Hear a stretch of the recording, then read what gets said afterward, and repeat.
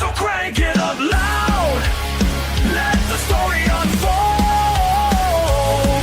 We're the masters of smash. Be brave and be bold.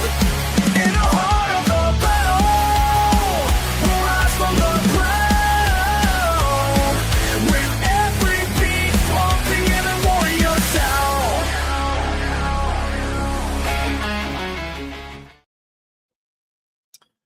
Welcome.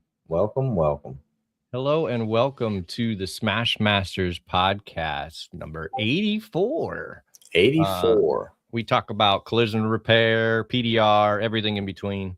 I got another great episode this week. Absolutely, we do. I mean, we've been working on like a year and a half of this stuff, right? Already, right? Or what? Oh yeah, over a year. So we're definitely grinding these. We're in year 2, honestly. Yeah, probably. I'd well have to go into back year and 2. look. Yeah, but I mean, 84 episodes, man. We've been we've missed very few Mondays. Yep. So yeah. No, actually, so we are almost on year 2 because we started our podcast right after MTE, our first MTE 2 years ago. Initially, we was going to go every 2 weeks when we started. So we would probably be more than we are now had we did this straight from the start. But what's up, Greg? Michael? Welcome in, guys. 84. Hope everybody's having a fantastic Monday. Hell yeah. 84 is quite a big number, though. I mean, we're good. We're doing good. But no, it's super excited for MTE. I wanted to bring in a few people, and the next week's guest is up in the air, but I think we have it. Another tool related person for the PDR world coming on, but we got a tool related person coming on this time. And we'll definitely go through his story. But I mean, anything big happened to you in this week, Nick? I mean, no. I mean, I've been hanging out. I've had work. I've had steady work. I mean, last year for me it was really slow at this time, but this year, I mean, so it's been good. I've been enjoying it. Finally starting to get a little bit of cold weather here. Like, I'm gonna say what's the day? The high was 41 for the high today. Yeah, it's chilly. That's I'm kind of enjoying that because it stays hot over here, all that crap. But yeah, I mean, you gave your notice, so that's what happened to me this week. Yeah, how's that going? What kind of vibes you got? You feeling? What are you thinking about? Like when you do something like that? Well, I can tell you, you plan for it. I planned for it forever. This wasn't a spur of the moment thing. But once you've given your notice, all of a sudden it's real. Yeah. And it's like, oh, I'm doing this. Right. Like pucker up a little bit. Yeah. But it's feels good. Yeah. It feels, I mean, it's like that light at the end of the tunnel is finally there. Yeah. You don't know if it's a train or an actual light that's supposed to be good for you. Yeah. No idea. I mean, all these things are hitting me like, oh, yeah, buy health insurance. Oh, you're gonna have to do this. Oh, you're gonna have to do that. All sorts of little things. But how cool is that? It's good problems to have. Yeah. Not everybody gets the opportunity to quit their job and go and do their own thing. And I say opportunity, but I worked hard for it. It's something I manifested. Well, that's what makes a lot of this stuff worth it. Even like getting better at the repairs, even in collision and PDR, the hard work and the effort and the time you have to put in. If it was easy, then it wouldn't have nothing behind it, no meaning at all, For sure. So yeah, when you start from zero, start from ground one, you start building up, start doing things. It's a cool moment. I mean, a lot of proud moments can be through the ups, for sure. Well, I'm excited. I know it's going to be, some tough times ahead, but it's going to be tough times for me. Yeah. So like it'll be building something for me. Yeah. So it's worth the That work. part too, everybody kind of has to experience their own thing. I don't think everybody experiences the exact same thing, So Hmm. yeah, you got a lot of congrats in the chat. Yeah, thanks, Griswold, Chris, congrats, Jared. Thank Jared. you. Yeah, yeah. March 1st, it wasn't a 2 weeks notice. It's more like 2 months. So March 1st, I will be out. I'm attempting to hold on to the body shop as a client. Yeah. The boss is a really smart guy. He's already talking about that. So hopefully get a good vendor body shop relationship going Yeah. here. So Awesome. Well, yeah, while we're hanging out in here, let's go ahead and bring our guest on. See yeah, what he's got going on. let's get our guest out here. Daniel Gromm, thank you for joining us. How you doing? Hey, How's it going? guys. All right. Really appreciate it. Yeah. I'm getting excited too, man. MTE. Can't wait. It's going to be awesome. How many years have you gone to MTE? Oh God. You know what? That's a good question. My first MTE was Corpus Christi, which was a hellhole in Texas. It was horrible. And my first experience, I don't know what year that was. Because I had been going to, so my first experience was going to NACE, and NACE was like an auto body show, and there was a few dent guys there, and met Tom Price, and that's where East Coast met West Coast for the very first time, two dent techs, and me and Tom kid all the time about we started this whole thing when we met, and at the first, and he and Wizard at the time and stuff. And yeah, that's kind of how things started. And then I started hearing about MTE, and then Tom Price called me up and says, "Hey, you got to meet this guy. His name's Mike Toledo. You guys are brothers from another mother. You guys are meant to be friends." And I'm like, "Really? Okay, okay, whatever." I'm like, and so I go to Corpus Christi, and I meet Mike Toledo, and we hit it off right from the get go. It was like instant, and like cool stuff, which is great, and we still are, and we call each other 3 times a week, and bouncing ideas off each other and showing tools, and we just I'm very immature for my age, and I am like a kid in a candy store when it comes to tools. I'm a tool. Love playing with stuff. I love tinkering. I like just getting into the minutia of how things work and stuff like that. What is actually mature though in that sense? Like, right? What does that mean? Like you once you lose passion for stuff, I think you pretty much lose your spot on life in general. You got to hold on to that childhood wonder, that childhood joy. I do agree on that one. Yeah, that's I'm more excited now than any other time in history, in just with AI and all the possibilities of what that brings. And it's like a new, oh, you got me a new toy I get to play with, and I'm enjoying it. I've been making logos, dude. I picked logos using AI, and it does it in seconds. Yeah. And amazed at it. It's so cool. And I would have to sit down with my graphics guy and explain to him what I'd want. I'd sit over his shoulder, say, no, change this, change that. And now AI just makes it. It makes it better. Imagine it. It's cool. AI does some crazy work. I would agree there. Yeah, I think people are in two camps there. They're either, oh, I hate AI, I never AI, or they embrace it.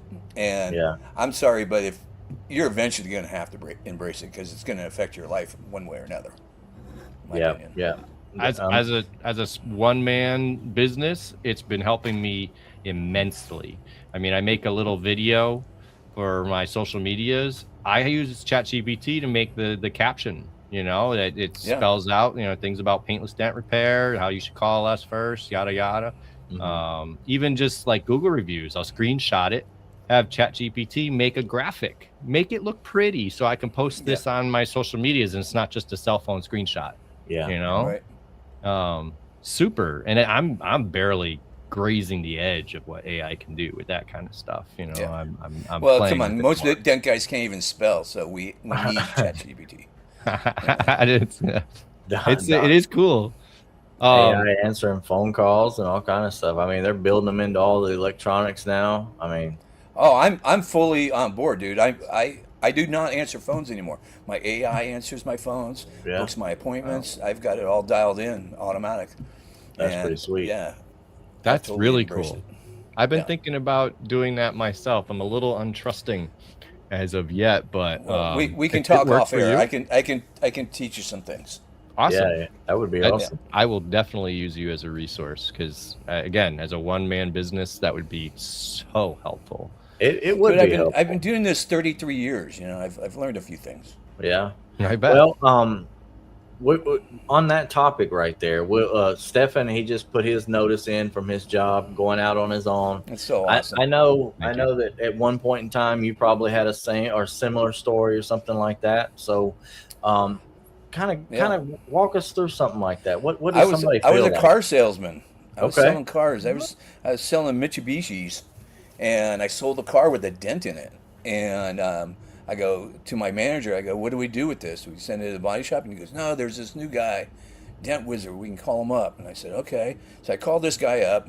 He comes in. I point to the car.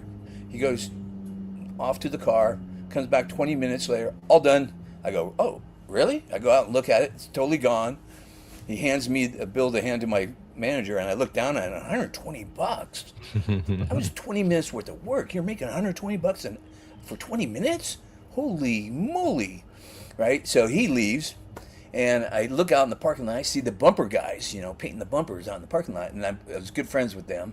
So I go over to them, and I start talking to them. And I go, "Hey, what do you know about this painting, this dent removal stuff?" And he goes, "Oh, we almost did it before. We decided to go with the bumpers, painting the bumpers instead." And but I got a brochure from a school down in Palo Alto. And I go, "Really?" And he hands me this brochure. So I called it up, and it was two guys from Missouri that moved out to California, and they thought they'd make it big in California doing retail. And they had a school, and they said it was $8,000 with tools. And I said, "Okay." So I went, hung up the phone. I had no money at the time. I was broke. Yeah. And I asked my parents for a loan, and I explained to them everything I wanted to do. I knew, I just had this instinctive knowing that this was my destiny. This was what I was supposed to do. It was I've never felt that way in my life.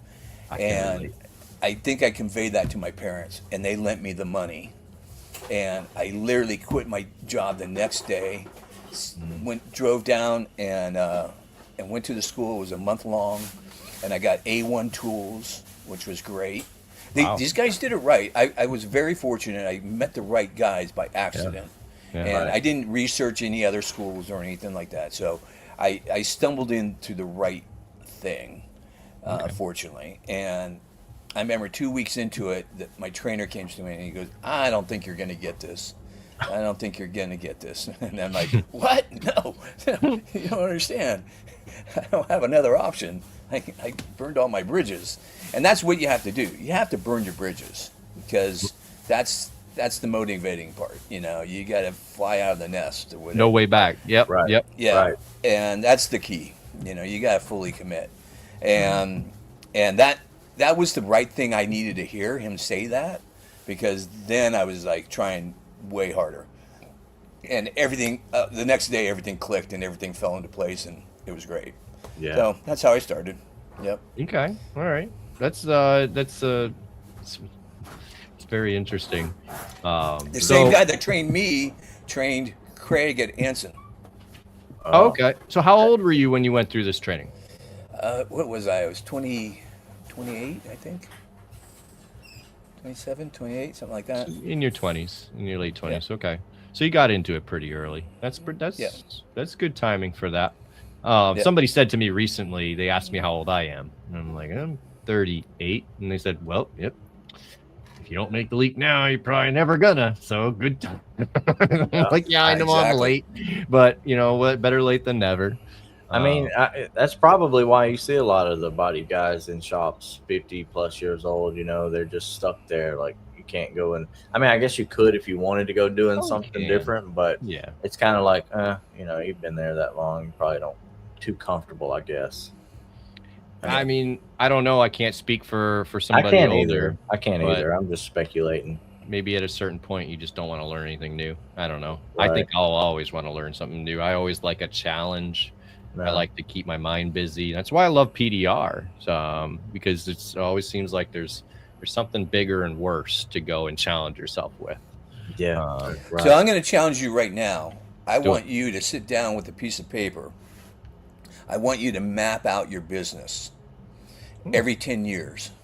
Yeah, you can go every 5, 10 years, 20, 30, all the way to the end of your career. And so at the end, when you feel that you can retire, and so you're going to be building your business that whole time, right? You're going to put your heart and soul into this thing. What's your exit strategy? How do you get out? How do you sell what you built and get money for it? That's the key. That's what you want to look at. Map out your whole business. And I guarantee you, if you do this, I did this. And once you write it down, it has to be down on paper, though. I get it. Once you put it down, subconsciously, you attract those things to you. It's the law of attraction. Those things will fall into place. You will say, well, that's serendipity. That's serendipity. Oh, wow, I can't believe I met that person.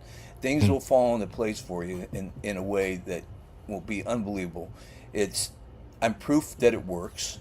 And I'm at the end now of my journey, you know, in the next 20 years, I think.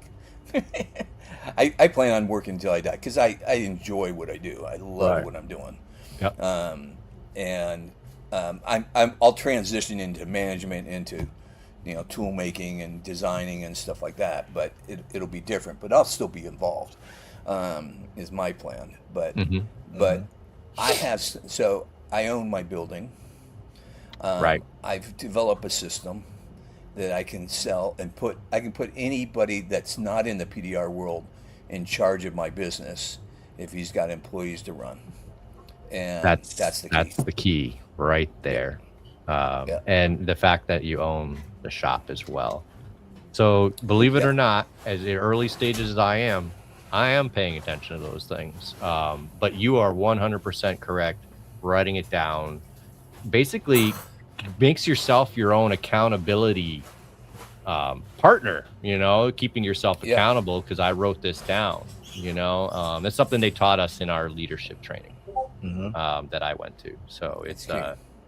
It's kind of like going back and looking at some of your old videos from then and then now, like in a live form, like writing it down on paper, watching yourself grow into what you structured out, you know, because you at the time you're like, you know, you thought, oh, that was pretty cool, but then you go back and you're like, dang, man, that was so cringe back then. I thought I was doing really great. You know, you meet these different steps along the way, meet these different people along the way up, and you know, you just build into whatever you got on your mind as far as like what you write down.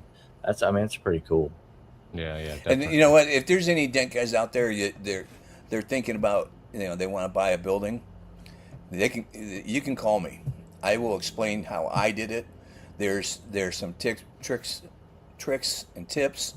You know, I learned some things, but it's way easier than you think. You just have to have some, you know, you have to be in business for a while and a little bit of money. You know, you will have to have some down payment money, but there's some tricks around that too.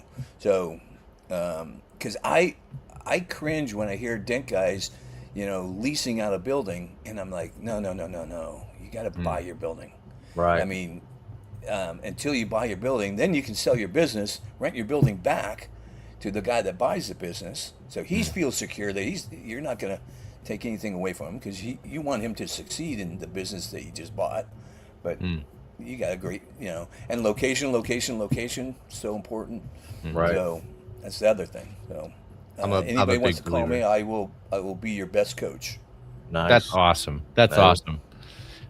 I mean, we're touching on MTE. I had somebody message me today. They had finally decided today to go to MTE.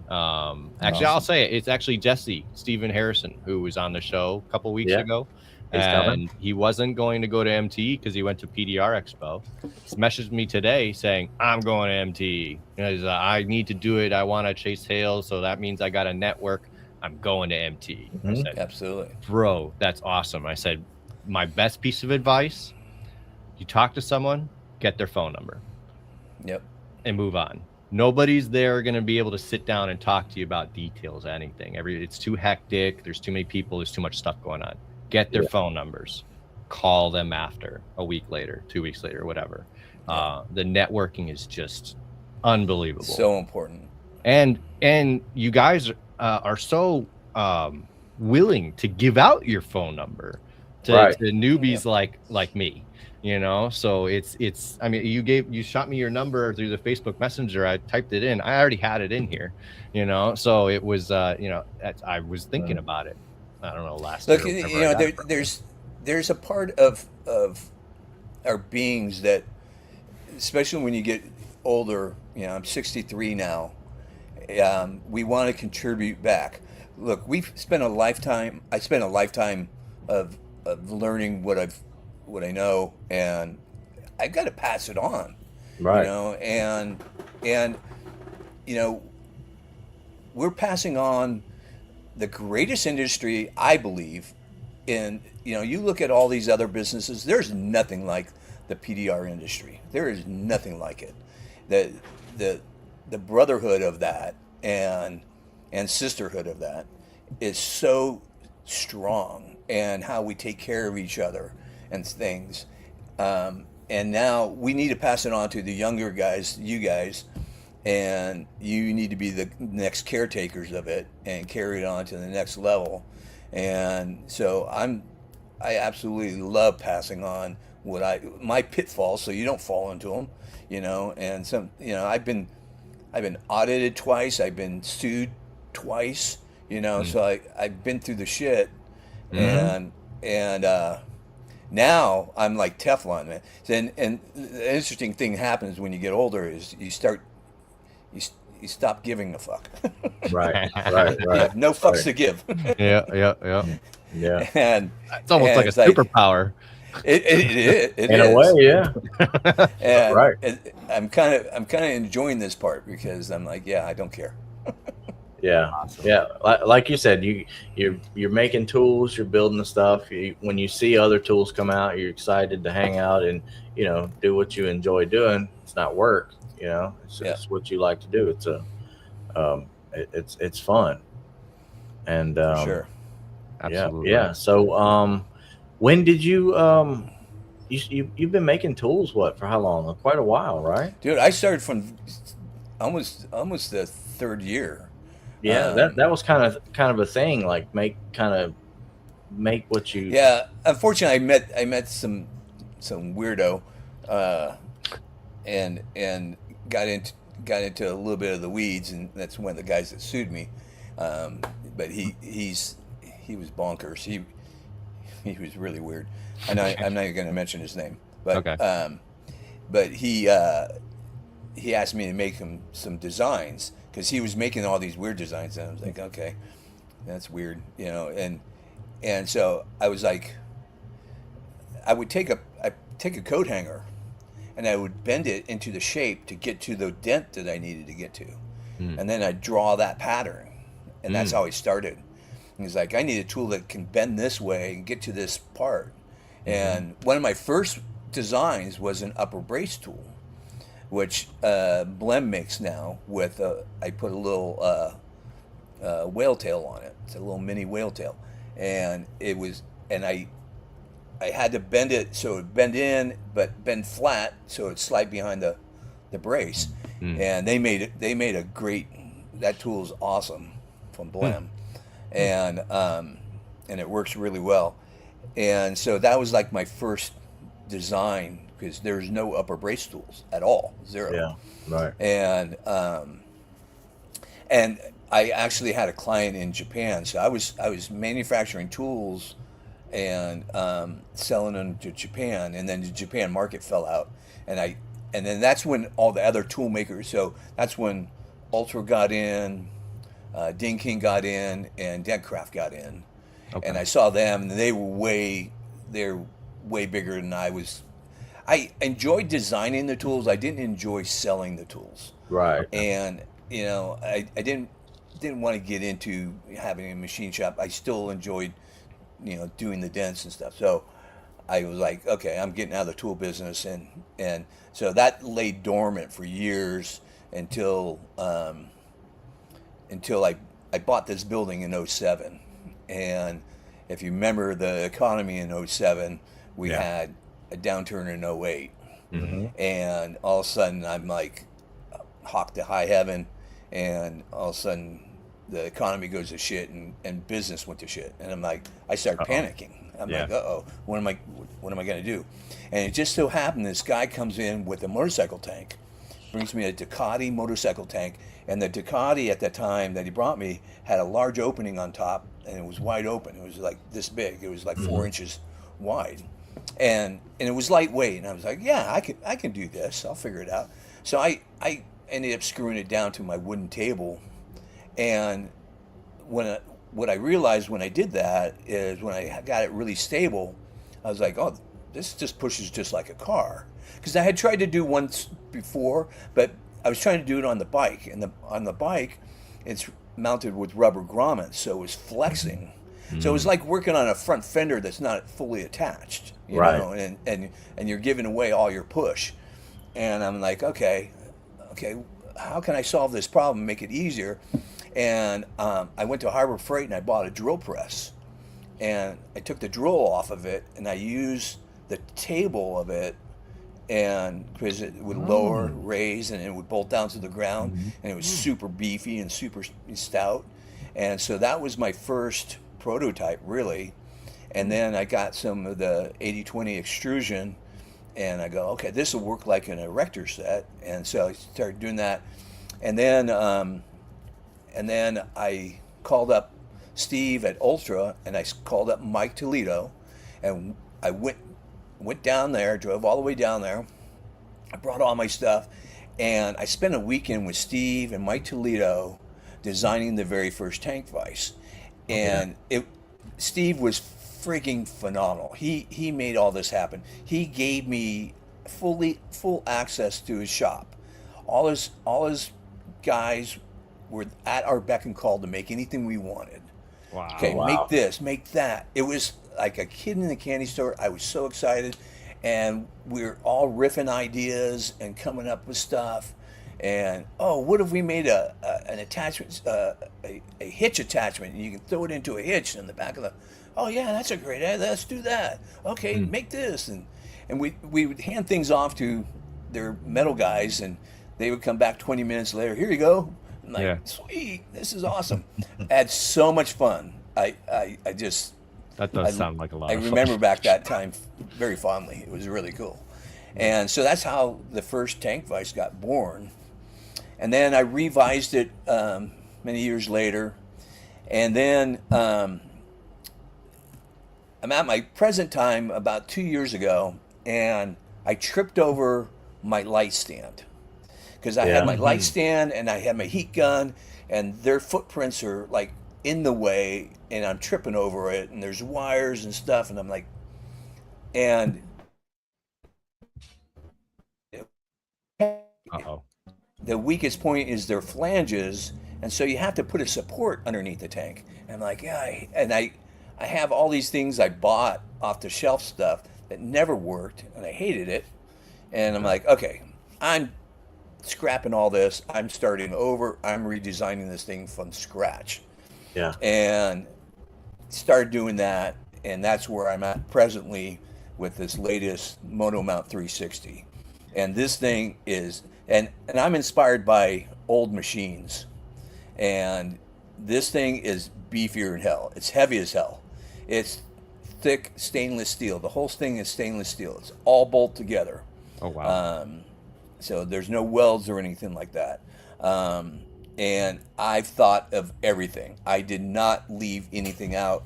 I fully tested this thing. I'm very, very satisfied, very, very happy with it. And it is the ultimate. So I don't care if you have one of my old ones, scrap it. I don't even use I look at my old ones with disgust now. I'm like, Right. get out of here. I mean, they were cool. It was cool for the time being, though, right? Yeah. No, it was great. Yeah, You know? and it's the evolution of it. Just like anything, Right. it's like your old iPhone to your new iPhone. Right. So that's where I'm at. Yeah. It's an impressive product. I mean, from what I'm seeing, it holds the light. It holds a heat gun, complete spinning. You said it does 360. Does it go all the way around? Yep. Yep. And you don't need any tools. You don't. That's the other thing. So no to Allen do that, key anymore. You don't need any tools. It's all hand tightened. It's simple. That's nice. That's really Yeah. nice. I've done a motorcycle tank with it still on the bike, and that is so difficult to do. Luckily, it was just a small dent, so it wasn't nothing too crazy. But even the small ones were so difficult, and that right there, I mean, just you can put it where it's comfortable for you to work on. You can move your light anywhere you need it. That looks like a fantastic. I think I even setup. see height adjustment. Can you raise the whole thing Yep. up and down? Yeah. Absolutely. Man, if I can work on a tank sitting on my nice Viper chair and everything, that sounds like the way to do it. Zach says, does it suction to the floor?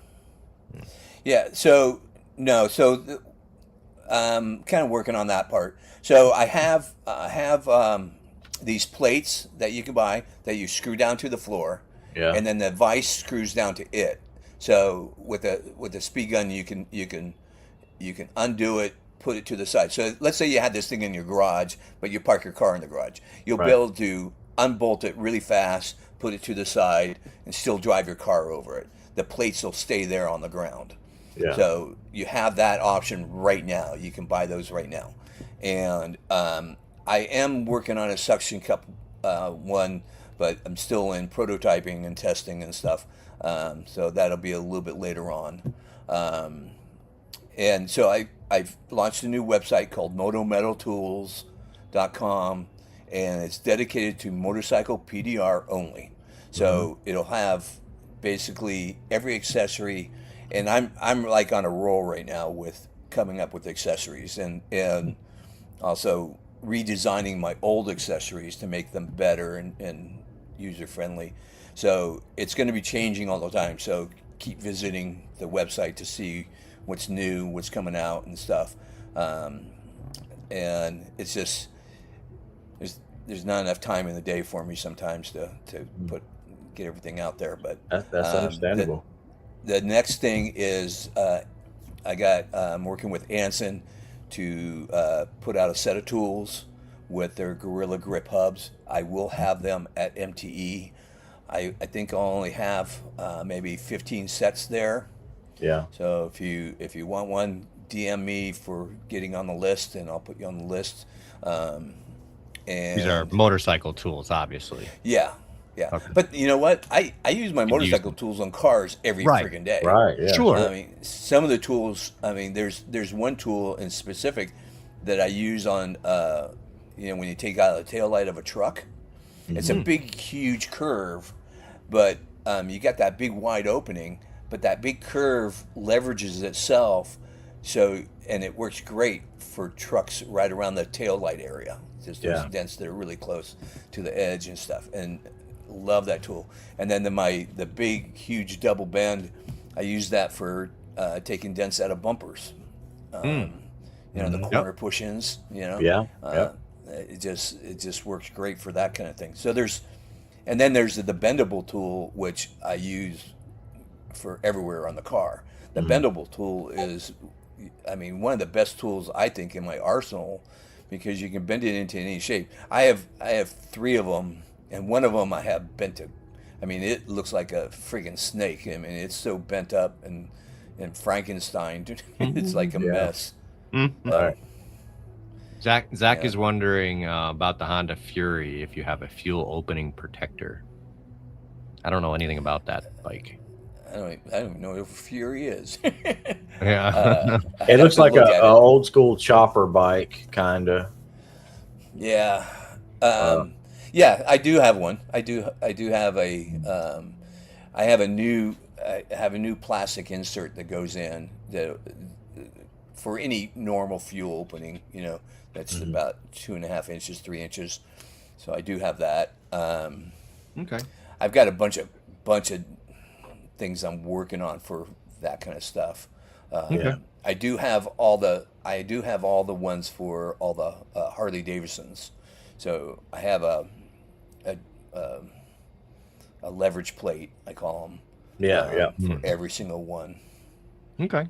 Yeah, that's cool. Those are really handy to have, those leverage plates.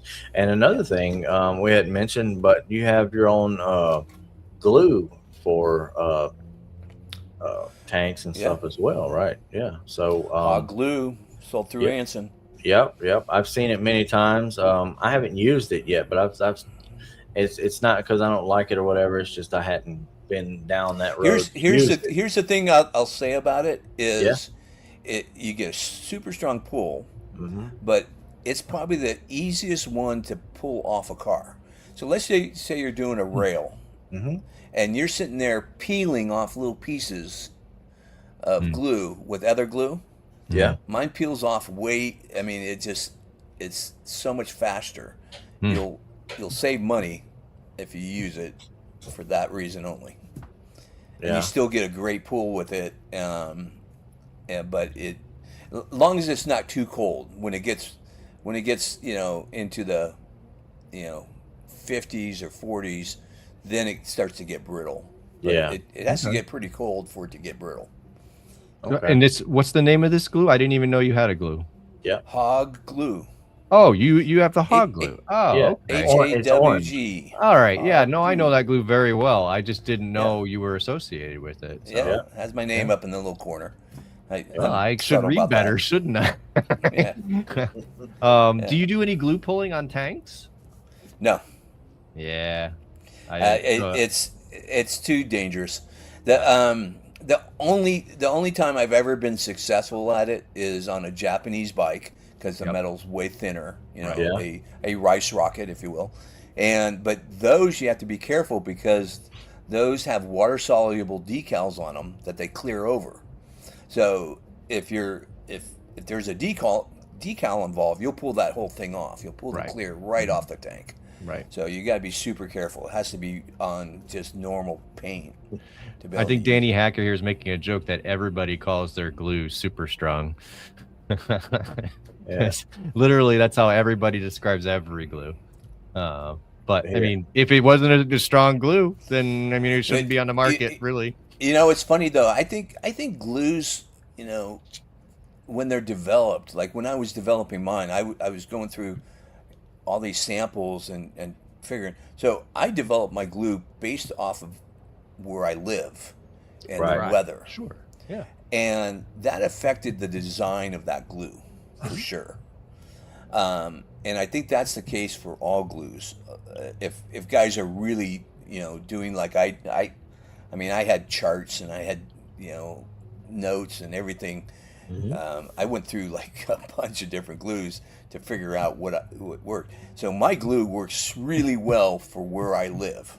Okay. And so I get it if it doesn't work for somebody else, because they could be in high humidity, and my glue might not work in high humidity, but I'm not in high humidity. So yeah. Nick's glues that he uses don't work at all for me. He's in Mississippi, I'm in Connecticut. Just completely different environment. Yeah, it's pretty humid up here, and I pretty much stick to Anson Collision and Cam Auto. That's the two that I use. Oh, and I use the Green Jiu-Jitsu alcohol-free glue a lot. I do use those. Those are the three that I know the best. I thought you were using tab weld. I have tab weld. I don't really use it that much, so Okay. I just remember you suggesting it and having it being a good I glue. did use it pretty heavy at the very at the very beginning, but I don't know. I just picked one glue and I said, you know what, I'm gonna learn this, what it will That's and what you won't should do throughout the Yeah. entire way. What can I do with it? What can I do with it? And when you do that, you find that once you get comfortable with that, you know what you can and can't do with something, then it's easier to, work your way around than just guessing at something you've never used before. Yeah. But I For do sure. like to try the other ones just to see what they will do and what they won't do, because I have a palette I can compare them to the other ones with. For sure. My go-to these days, other than I'm always into Cam Auto Collision. But if I'm going with some PDR glue, right now I'm using Tequila Cold Weather because it's pretty cold here, and that stuff is nice. Yeah, It's that cold works weather. great. I Yeah, love this glue. yeah. When you have cold weather, that's my go-to too. Yeah. It's a The, great glue. the other thing I'll say about my glue is if you're working on a sketchy paint job and you're worried about pulling clear, use my glue. Oh, It's more like one of the things I was testing. So I was trying to develop that for motorcycles, right? And so what I found out that 8 out of 10 times it would leave the glue on the car and pull off the tab first. I don't know why. I don't understand why, but that's what it would do. So it would leave the glue on there. So my glue is less likely to pull clear off than most of the other types of glue. If you're afraid of that scenario happening, like if you're on a pearl paint, if you're on a pearl paint job, you always got to be sus on that, And I've been pulling paint off of brand new Fords lately, so okay. And that'd be a good thing. I'll have to get some. I have used it in the past. I didn't use it long enough to learn it, so I'm gonna pick some up and really play with it, because why not? But I have like a bunch of other tools. I have my balloon tips at Blem, and now I have my mini balloon tips. And dude, if you don't have my mini balloon tips, oh my God, as a hail guy, you're blowing it. They're the best thing since sliced bread. I am so in love with that tool. And Blem does such a great job. Those are forged tools. They're made like I made my original set. There's nobody that can make a forged tool like Blem. It's super strong. It doesn't give you the all this flat I know stock. what you're talking about. You're turning it like this, and your wrist is like this to be able to get a push out of it. It's like you quarter turn push, and it's positive. I've got some well tails that you can twist and keep on twisting, but it's really just twisting the head of it. It's not really doing anything. Yeah, and plus because it's round, you can push through glue. Like I'm working on a car right now where I can tell the reason that it's got just a shallow dent, and all it is compressed glue from the brace. So I heat up. I use the heat induction, heat up the end of my tool, sit there, push through all that glue, and it just pops. And it pushes through glue better than any other tool, for sure. Yeah. Well, I'll look for those at MTE when we go down there. I'll bring a set home with me. Buy a set. You will thank me later. I trust me. Oh, I have no doubt about that, for sure. And then I have my hammer at Carbon Tech, and all you wimpy guys playing with these little toy hammers, and I don't know what you're doing. Please get a real man's hammer. Something heavy. I have seen your hammer. It is a nice hammer. Fucking pound some metal. Gotta have some of those. Yeah. It's got it. We in the auto body industry, we call them the BFH. Yeah. Big fucking hammer. Yeah. There you go. Gotta have your BFH. Yeah. So I mean, to that effect, with PDR, I find that a heavier hammer, if you're really whacking on some highs and you got to really give it, grab a heavier hammer, save your wrists, save your energy, let the tools do the work. Let the hammer do all the work. Seriously. Yeah. Right. That's for sure. Put a link in the chat. I don't know what you're talking about, Danny. For what? I'll put a link in the chat. We're talking about like 8 different things here. Yeah. So maybe it's talking about hog glue. Maybe. He'll say he's still here. He Yeah. could say Yeah. we put it in there. That's So all. you said you got into the motorcycle tanks very early on in your career. This is 07. Yeah, is when I got into it. Okay. And then you know, I've been progressing, and now so one of the things I did 2 years ago is I delved into developing a system to get more customers. So I automated all my my motorcycle estimates. So if you go to my website, and I have it all automated. So the way it works is customer goes to my website, says get an estimate. It asks very specific questions like fuel injected, year, make, model, that kind of stuff, and then a place to upload photos. And then my system basically calculates all their questions, and it equivalates a number to it, and it gives me an estimate. So I get an email, got a new customer, and this is what my system is calculating the estimate should be. I look at the photos, and I look at the estimate, and I adjust that estimate, and I press one button, and it sends them off a an estimate for the repair, but also all the instructions on how to send me their tank. Oh wow. And I do not talk to customers anymore. I haven't talked to a customer in 2 years. And so they get all that information. They okay it. I get the text that it's okayed. They ship it off to me. It arrives at my spot, and then my system that I develop, I get the tank. I check it in. I give it a number. I give the tank a number. I give the box a number, and I give the work order a number. So I keep it all straight. Yeah. And then I click a button, and it clicks off an email to them saying, hey, your tank arrived safely. We'll let you know when it's mounted and being worked on. And then when I do mount it, I send them a picture of that. I click another button. It says it's mounted, being worked on now. Should be a few days. And then I send them after photos. Click another button. Says them after photos. Sends them a payment link. And they pay online. And I've never talked to the customer ever. Really? Wow. That's the system I have. And I'm stealing money out of your pocket, out of your pocket, out of everybody's pocket. I'm in your neighborhood. I'm in all over the United States. I am taking work away from all of you. Yeah. So that's incredible. Yeah. How long from when you started tanks to when it became a major part of your business? It was probably a slow ramp up in 07. It probably took about 4 years to ramp it up. Okay.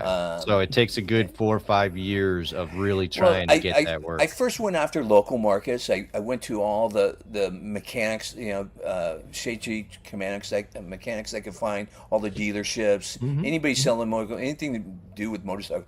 I would go talk to those guys. I went to motorcycle shows and stuff like that. I did a few of that. And then I started advertising in some magazines and stuff like that. And but it wasn't until I started. So I'm with Go High Level CRM system that I've taken and I customized it to do all the things I just talked about. Okay. So I took the basic CRM system of Go High Level, which a lot of guys are doing right now, but they're just playing around with the basics. I hired a guy for the last 2 years to customize it, and my system is way more robust than what they're playing with. I mean, I have all my Google reviews are automated, so they're asking for Google reviews. When I started, I had 40 Google reviews, and now I have 340 Google 5-star Google reviews. Wow. And the AI answers the Google reviews. Right. Oh wow. Yeah. So I'm not answering them. My AI is, and it makes me sound really smart. I love it. And but I also have my PDR estimates. I only do PDR estimates this size of a credit card with this system because Yeah. my shop is, when I get somebody into my shop, they see the whole thing. I lock them in with everything, that they see. And so, but my calendar, my marketing is all done through that. My phone system is all automated. Um, if you guys haven't heard about Go High Level, you want to talk to me about any of that, I will talk your ear off. It's the greatest thing I've ever have done for my business, and it's the last key I needed to, go full circle here about the end package of having a system that now I have a system that I could sell with my business. Right. And Go. for instance, I trained my daughter. She works for me on Fridays. It took me 2 days to train her how to use the system. That's how great it is. Yeah, that's easy. Just set up. Yeah. Daniel was asking, do you miss talking to customers in person after having that, or is that just it just works? I get plenty of talking. I mean, customers still walk in the door. I Right. talk to customers every day. So Yeah. I'm not. But when you're working throughout the day, look, if you're working, do you like to be interrupted? Right. Do you like answering phone calls if you're in the middle of a dent? I don't absolutely- think so. I'd say that's 90% of the one thing guys for would me. say no. And are those people that are calling, are they asking the same 80% questions that you're answering over and over again? Or you're paying somebody else to do that for you, to answer those stupid questions? Right. AI does that, answers all their questions. My AI will book them an appointment. My AI handles that. And we're just at the beginning of that realm. It's getting better and better. I've already revised it once, and I probably need to go back and revise it again. It's basically a trained answering machine. It's nothing more than that. Right, It's not really. I can't really say it's really AI. It's just you're training it to answer the questions. It'll look on your website and learn everything off your website, so it has some knowledge. But that's really all it is. It's nothing to be afraid of. That's for sure. No, yeah, I wouldn't say that I'm afraid of it. I think it's at the moment, I just don't have the time to do that kind of training. I mean, I'm about to quit my full-time job, so I think some time's going to open up for me. So if it comes to it, I would do it. I have a CRM now.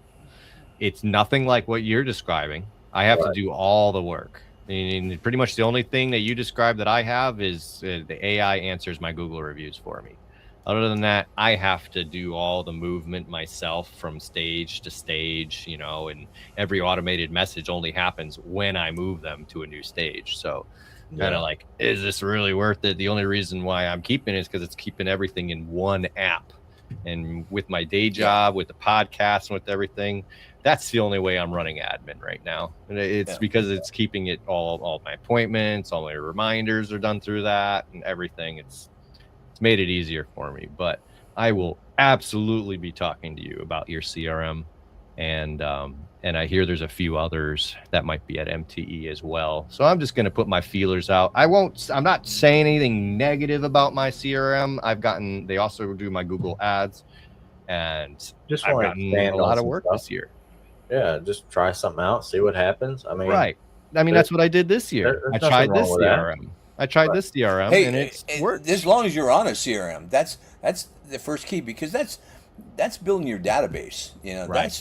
That's super important, to build your database and to have that, so you have targeted, so you have the ability to start targeting those people when you need. Hey, things are slow. I need to target some advertising and direct target your past customers. Ask them Email for campaigns, your email campaigns and stuff. So that's an important step. So I agree.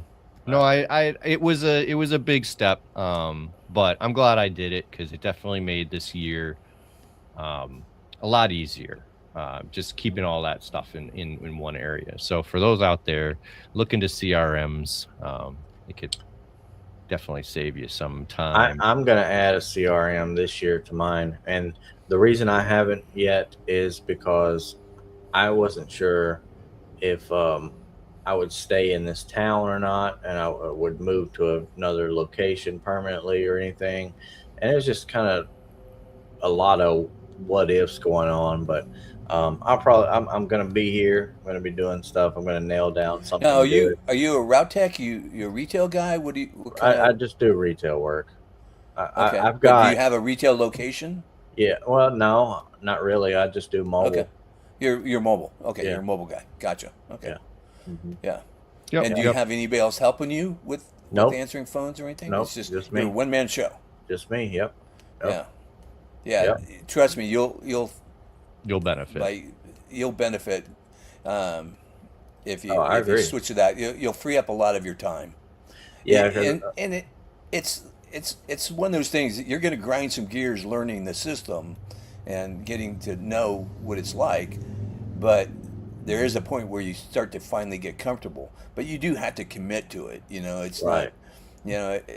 if you keep telling people, oh, I'm not a techie, I'm not a techie, then this might not be for you, because you got Right. to be a little bit. You got to be a little Well, bit. no, He I is. would He do is. what? Yeah. Nick is been picking up like lots of stuff when it comes to all this social media stuff. He'll admit that he's still relatively new to it in comparison to a bunch of us, but he Yeah. picks it up nice. He's a techie. He'll Okay. get Yeah, it. yeah, I could do it. It's Yeah, just the he can. thing is like being comfortable enough to pick, one over the other. Like, you know what I'm saying? I don't want to just jump into something that I know absolutely nothing about, and just seeing how things went this year for me, because I started mine in 24.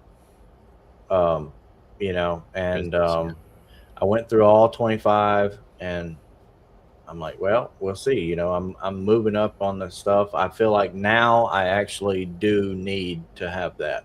Whereas Yeah. before, I really didn't feel like I needed it because I really wasn't getting that much stuff going on at the very beginning. Yeah.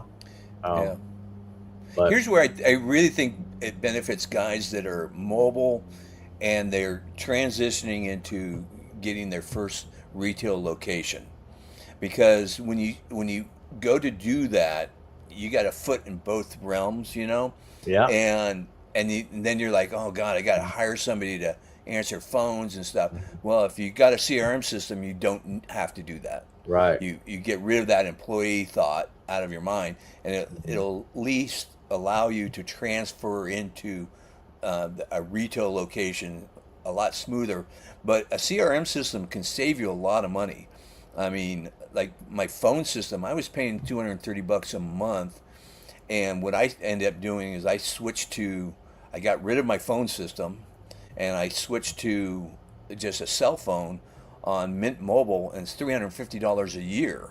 Mm-hmm. So that's super cheap, Mm-hmm. and so it lives on a cell phone in the office, Right. and and the CRM, and then a lot of people, you're going to be scattered, using SEO here or other systems, and Mm-hmm. you've got everything piecemeal there. All you're bringing it all under your control, your realm, and then let's say you have employees, and your employees come and go. Well, if you have this system, the employees are talking to your customers through your system. If they leave, they're still on your system. You're still in control of that conversation with that employee, so that Right. employee can't steal your customers that you've earned. Mm-hmm. And that's super important. Plus, you can look at the conversation and see what they're saying to your customers, and you can say, hey, you can't be talking to my customer like that, or It hey, records. let me coach Right. you a little bit to make this a little bit better. So you got a lot of control over employees when you have that too. Right. I do that to myself. I've re-listened to phone conversations I had with customers, and I go, why wasn't I nicer there? Like just something I didn't even think about it. And Right. it's just, Yeah. teaching myself. My Right. own employee. That's something that I kind of had a head start in, because my parents, like, they had their produce stand and nursery and all that kind of stuff. When I was younger, I'd hang out there, and I just kind of do all that kind of interacting with people, like salesman type stuff. So I'm pretty good at that. Naturally, That's good at customer service. Yeah, it's good. That's good. Yeah, absolutely.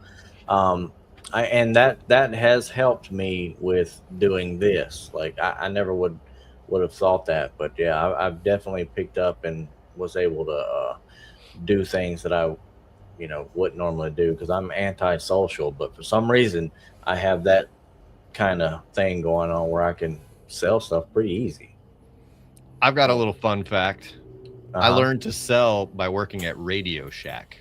Right. Yeah. I worked there for, I don't know, 3-4 years. Yeah. And you're on commission. So every quarter there's a sales meeting and there's a general manager telling you how to sell and always be closing and do this and do that. I use that stuff still today. Selling my PDR work. And I'm like a lot. It really helped me. That's probably so valuable for you to see how a corporation handles a thing like that, and all the their organization skills for that. So that's good. It was. I have lots of experience that has culminated to make me a good entrepreneur. That's one thing in a body shop. When I would work at an MSO for a little while, and then I would go to a mom and pop shop, just like the difference of stuff. Like the MSO would have something nailed down and like to be max efficiency, but you go to the independent shop and they're like, we don't do any of that. That's too difficult. We don't need all that here. And it's like, man, the system would just, what I'm saying? After you've been on both sides, you're like, wow. And I don't know. I just kind of relate that to like the CRM kind of thing in a way, because I'm not doing it. And now, I will have it this year, kind of interacting, relearning the process of what things make easier. I just kind of brainstorming as I was sitting here thinking about that, and well, you can benefit off of my experience. You can talk to Daniel and benefit off of his experience. When we go to MT, you could talk to as many people, and lots of people have CRMs. Yeah. So you can get your educated decision, so you're not just jumping into somebody you know nothing about. So. Right, for sure. Hey, if you guys don't mind, I'd like to mention one thing. Please do. So I'm gonna be in the Carbon Tech booth. He's giving me a little space there, so I'll be over there. But we're going to be doing a raffle for Paul Corden, and good. And we're going to have some great stuff. So when you're at MTE, stop by the booth, sign up for our raffle. I don't know. Have you guys ever met Paul Corden? You talked to Paul Corden? Haven't met him. I've met him. I met him at the Hollywood Casino in Missouri this past Health Tech Expo. I'm gonna say this: the first time I met Paul, he affected my business so much, because we went out to lunch and he showed me. He goes, "This is many years ago, right?" And he goes, he showed us a picture of a Alfa Romero and a big dent in the quarter panel. And he's like, "How much would you charge for that dent?" So we went around the table. Everybody gave a bid, right? Yeah, right. And I think the highest one was about $2,500, right? And he goes, "I got $5,000 for that dent," and we were like, our jaws dropped, and we were like, "What? How did you do that?" And he explained everything, and that's where you got to meet him and get his explanation. And then he moved on to, how much do you charge for drilling holes? And we're like, "What? For drilling a hole? What are you talking about?" And he started explaining. He goes, "Well, you have two choices here. We can do a manufacturer access, only $25 for that, or I take off the whole door panel and we charge $120 an hour to take off the door panels, depending on how complicated. So it costs a few $100s more. So what would you rather do, the $25 or the $100 and something dollars?" And we'll take the manufacturer access. That sounds good to us. We'll take that option. It's just all in the way that you just sold it right there. Yeah. And we right. were just like, holy crap, he's getting $25 for drilling a hole. And he blew us away. But this guy affected me, and I think he's affected our industry in such a positive way. I want to see his goals, because he's going through some rough shit right now. Right. And he's choosing to go to get this kind of state of the art type of treatment that his insurance doesn't cover. That's why his sister, I think it was his sister, one of it, I forget who's funding or started the GoFundMe thing, but so we're going to try to do everything. We want to show up big. Please show up big for me, and Absolutely. let's show him some love. Yeah, for sure. We have a post up on the Smash Masters page. If you guys want to, if you guys want to go through there and give what you can, donate or whatever, it's over there. Yeah, if you're not going to MT, yeah, absolutely. So if you can't make it, I'll be in the raffle. I'm always in those things. It's I can't give back. Guess what's going in the raffle? The Moto 360. Moto Mount 360 is going to be in the fucking raffle. Nice. So, I'm in. That's definitely that's awesome. That would be a fun thing to win for sure. Yeah. Right? Man, that's a good raffle. Mm-hmm. I would love to see some other companies do something like that. And I'll bet you they are. We're going to have some good stuff there. Trust me. It's going to be the raffle. They are. So no, very cool. That's awesome. That's it's good to hear. It's awful to hear when somebody has to deal with some circumstance like that. But this community. On top of it all, he's got shingles, so he's in extreme pain right now. Going through that. Man. If you know anybody who's ever had shingles, but it's not fun. No, it definitely is not. No, I haven't had it, but I've seen people that's had it, and it can't be good. For those of you out there who doesn't know who Paul Corden is, he's definitely been a huge influence on the PDR. Okay, absolutely. So if you're not using his matrix on Mobile Tech RX, you're blowing it. Right. So yeah, no, that would be a great way to give back if people participate in these raffles. Man, I don't know if is there anything else you want to make sure everybody hears before we end the show? Yeah, where can everybody find come by and see me, say hello, check out my tank price, and that's you see videos, you see pictures and stuff. It doesn't do it justice. When you see it in person, it's friggin' heavy duty. That's what I heard. Yeah, it's you'll be impressed. This is your website up here too, Moto Metal Tools. So if you guys want to go and check any of that stuff out, be sure and go over here. And he's got some awesome stuff. Yeah, definitely go and check for sure. it out. I'm gonna dig into it, and if you dig. Dude, you want to learn more? Just call me, DM me, Facebook Messenger me, whatever. I'll talk to any Dentech anytime. That's awesome. About anything. Good to know. Well, Daniel, thank you very much for coming on the show. Hey, thanks for having me on, guys. We really like to see you. It was awesome. We're weeks away now, man. Weeks away, and we only got to touch a little bit of just the tip of the story and stuff on here. Hour went by fast. Yeah, for sure.